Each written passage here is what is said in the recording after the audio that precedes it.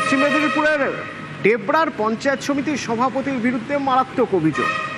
একে তো পঞ্চায়েতের জন্য যে ভাতা, সেই ভাতাও তিনি পেতেন, তার পাশাপাশি আবার তিনি শিক্ষকতাও করতেন, সেই চাকরিও পেতেন। সরকারি বেতন পেলে পঞ্চায়েত আইনে ভাতা মেলে না, কিন্তু এক্ষেত্রে পেশায় শিক্ষক বাদলচন্দ্র বেতনও নিতেন, পঞ্চায়েতের ভাতাও নিতেন। শুধু তাই নয়, তার বিরুদ্ধে পঞ্চায়েত স্বজন পোষণেরও অভিযোগ রয়েছে।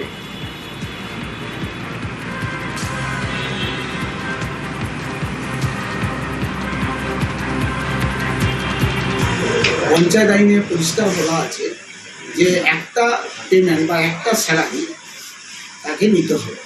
সেক্ষেত্রে উনি দুটো স্যালারি তুলেছেন। এনার দেখুন স্যালারি স্টেটমেন্ট প্রায় 23 মাস, রিটায়ারের আগে 23 মাস একাধারে পঞ্চায়েত সমিতির সভাপতি, একাধারে স্কুল শিক্ষক, প্রায় 15 লক্ষ টাকা তার স্যালারি থেকে ওই 23 মাসে তুলেছে। অনুরূপভাবে আমরা দেখলাম আমাদের পঞ্চায়েত সমিতির সভাপতি হিসাবে যে সাম্মানিক ভাতা পায় সেটা 23 মাসে প্রায় 1,38,000 টাকা তুলেছে।